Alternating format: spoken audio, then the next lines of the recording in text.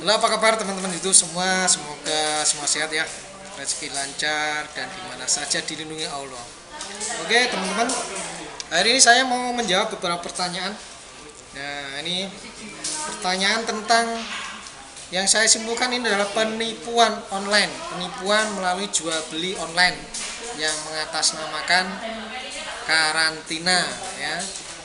Ini ada pertanyaan dari Mas Sandi I.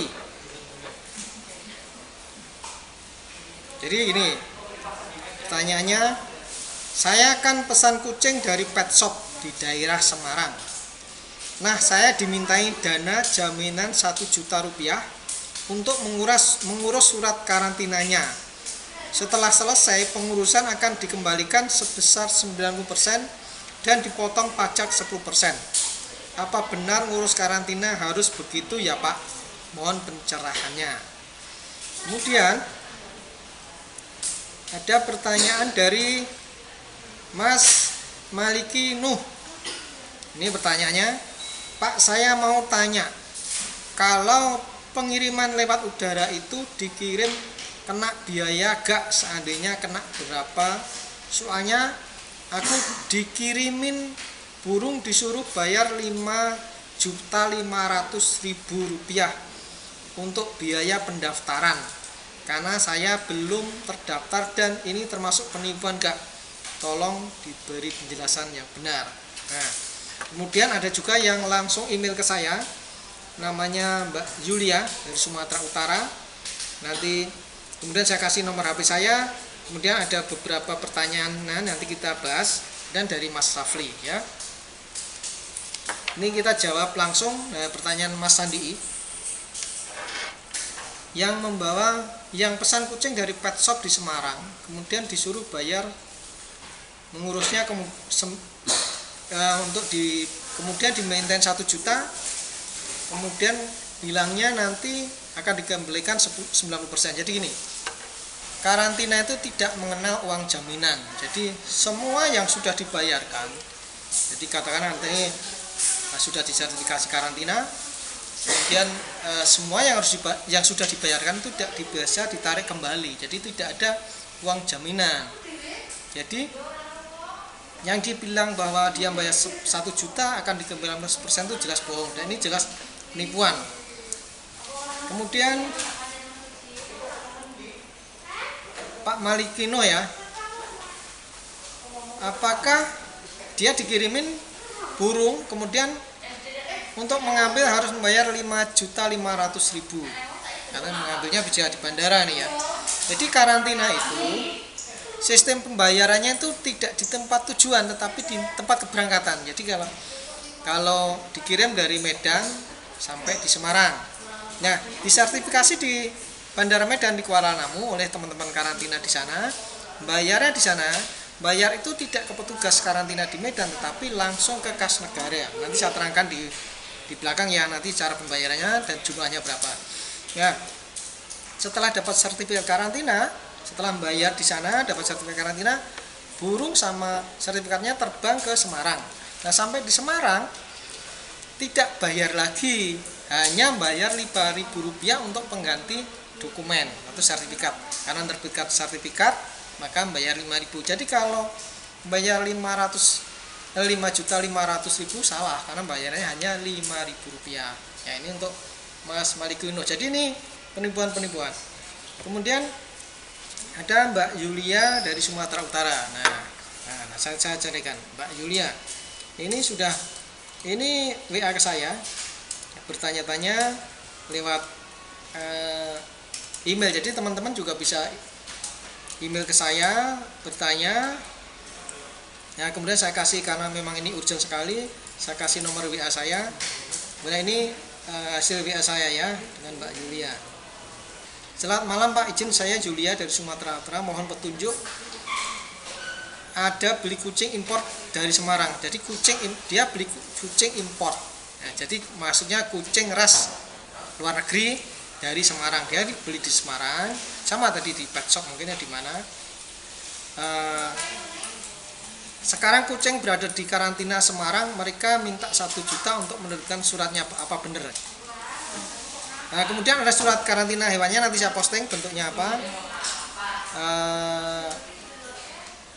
Seperti ini. Jadi ini jelas penipuan. Jadi kalau beli online kemudian sudah bayar kucingnya, ya, kemudian penjualnya itu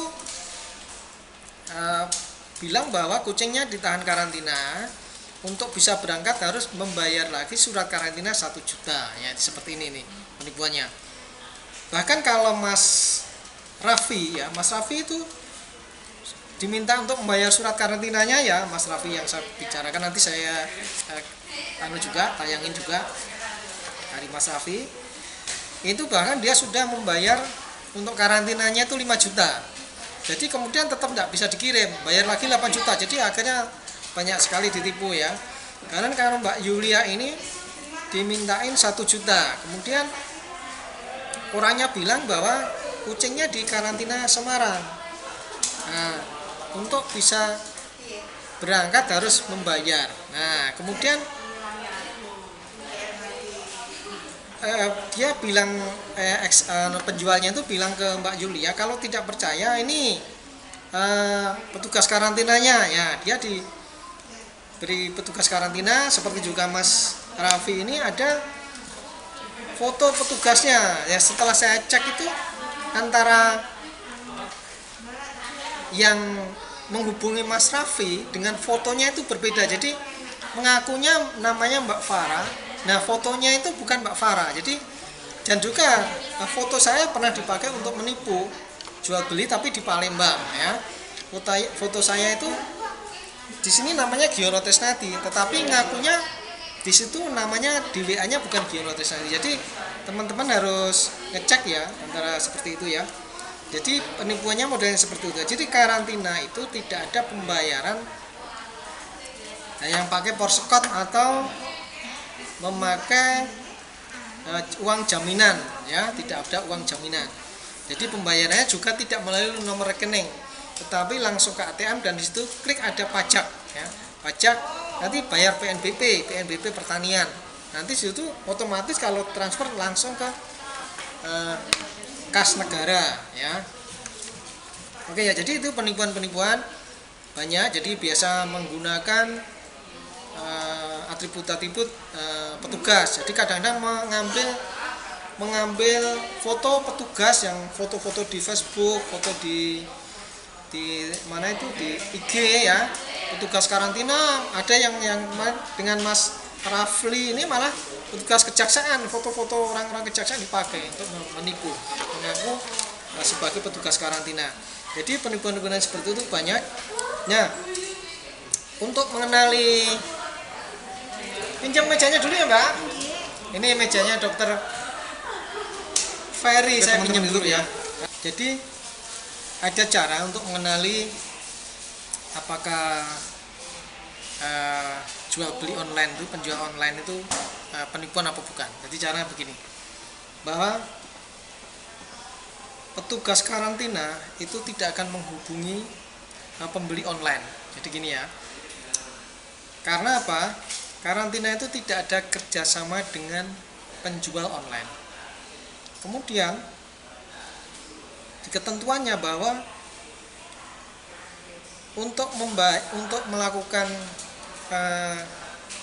pelaporan karantina, pemeriksaan karantina itu dilakukan oleh yang berdomisili di situ, ya. Jadi bukan, kemudian yang harus membayar adalah yang melaporkan atau yang memerlukan dokumen karantina. Jadi kalau dia di sini adalah jual beli online, makanya pembeli itu harusnya nanya, ini penawaran jual beli online itu sudah sama pengirimannya dan sama sertifikat karantinanya belum. Jadi seperti itu. Jadi kalau itu bukan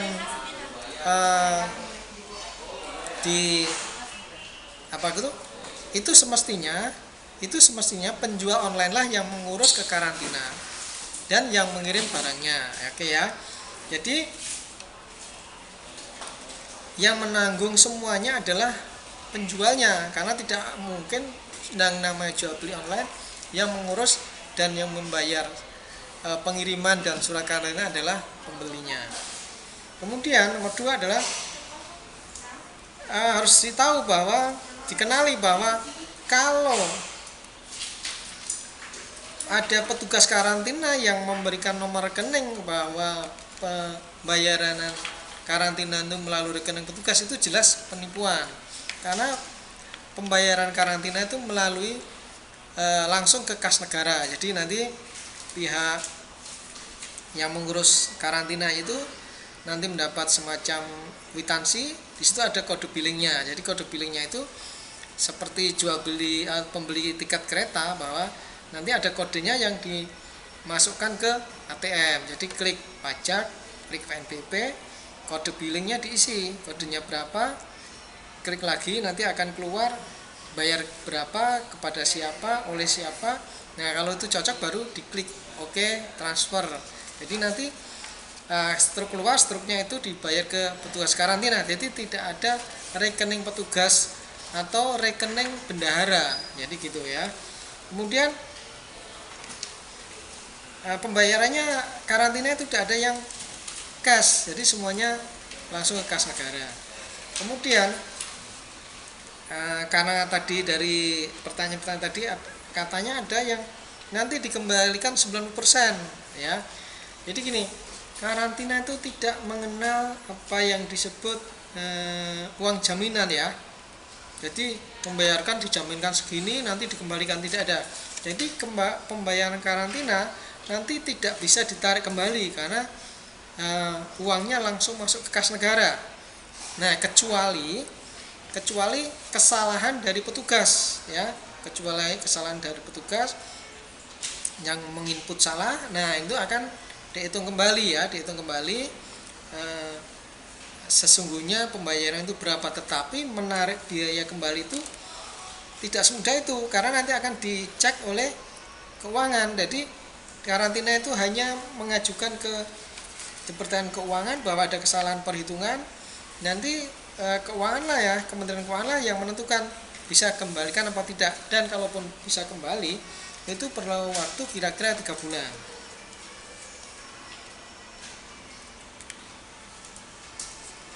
Oke ya. Kalau ada yang kasus yang di Mas Rafli ya, Mas Rafli dia harus transfer berkali-kali, tidak. Jadi kalau ada yang minta transfer sekali, 2 kali itu jelas 2 kali, 3 kali jelas salah. Jadi pembayaran hanya sekali pada saat membayar PNBP itu ya. Jadi harus kenali ya. Kemudian biasanya penipuan itu tidak hanya 1 orang, jadi ini kelompok minimal 3 orang. Jadi ada penjualnya, ada yang berpura-pura sebagai petugas karantina, ada yang berpura-pura sebagai bendara. Nah petugas karantina itu nanti berpura-pura menerangkan semua prosedur karantina. Yang ada yang petugas bendara yang berpura sebagai bendara ini memberikan nomor rekeningnya untuk ditransfer ya.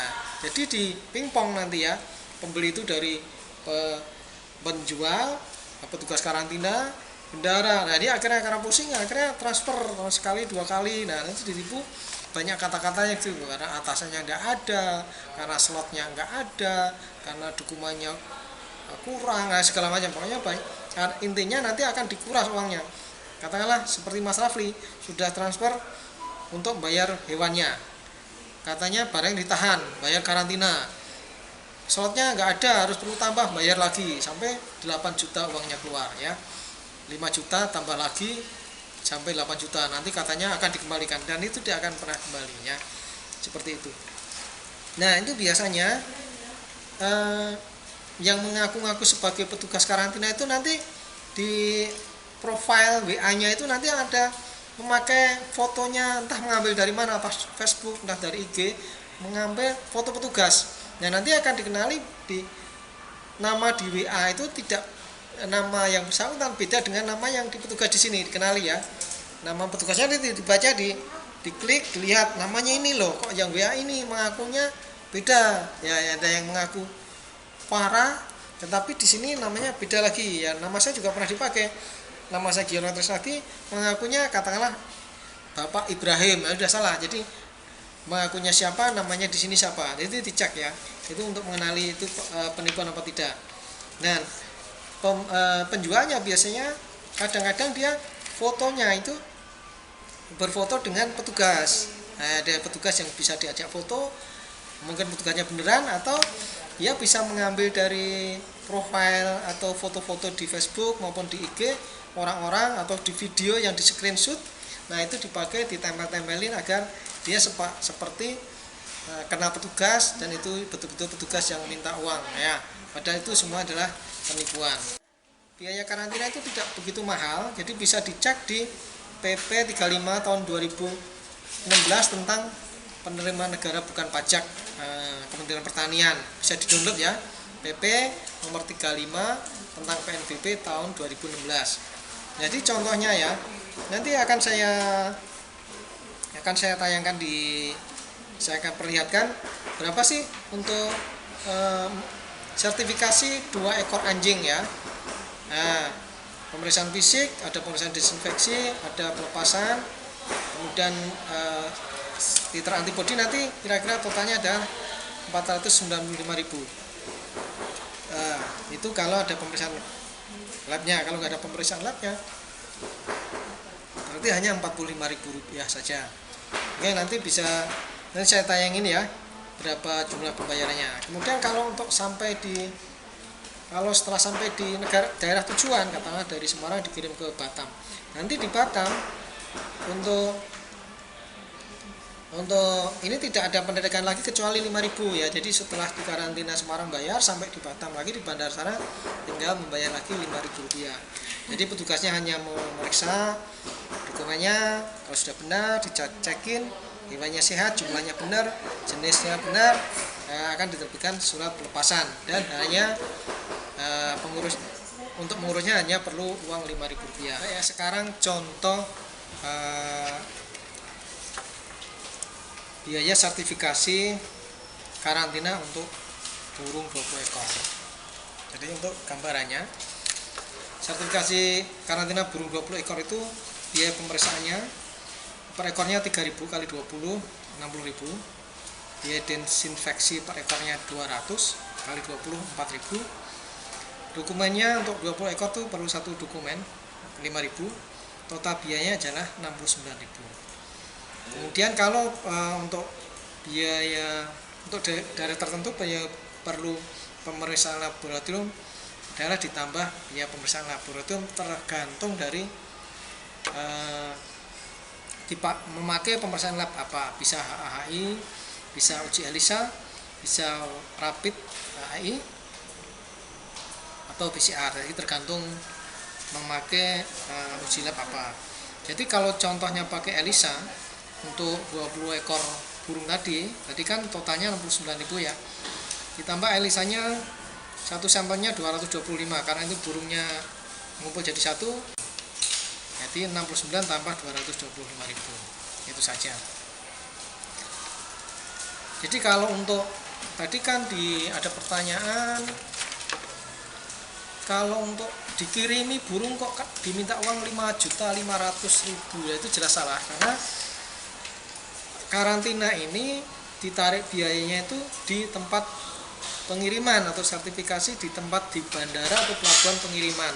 Jadi kalau di tempat penerimaan di bandara kedatangan itu sudah tidak ditarik lagi, kecuali ditarik biaya dokumen pelepasannya sejumlah 5.000 rupiah. Itu saja. Jadi petugasnya ngecek dokumennya sudah benar, jumlahnya burungnya benar, jenis burungnya benar, kemudian sehat. Nah, hanya ditarik 5.000 rupiah. Itu saja teman-teman ya. Nanti di deskripsi kalau mau bertanya-tanya lebih lanjut bisa tanya lewat di kolom komentar, atau bisa tanya langsung ke petugasnya di deskripsi. Nanti akan saya kasih nomor-nomor petugas yang bisa dihubungin ya. Oke. Hanya catatan saya bahwa karantina itu bukan jasa pengiriman. Jadi karantina itu, saya ulangi, adalah jasa sertifikasi kesehatan hewan sebagai syarat untuk melalui lintaskan hewan atau produk hewan. Oke, gitu teman-teman ya. Saya Giono Tesnadi, saya dokter hewan karantina di Semarang. Saya adalah petugas yang kadang bertugas di lapangan, dan saya kebanyakan di kantor untuk menjawab beberapa pertanyaan dari komplain atau pertanyaan-pertanyaan teman-teman untuk memperlancar urusan teman-teman yang berhubungan dengan karantina. Oke, semua moga-moga semua sehat, rezeki lancar, di mana saja dilindungi Allah, dan semoga Indonesia ke depan menjadi lebih baik.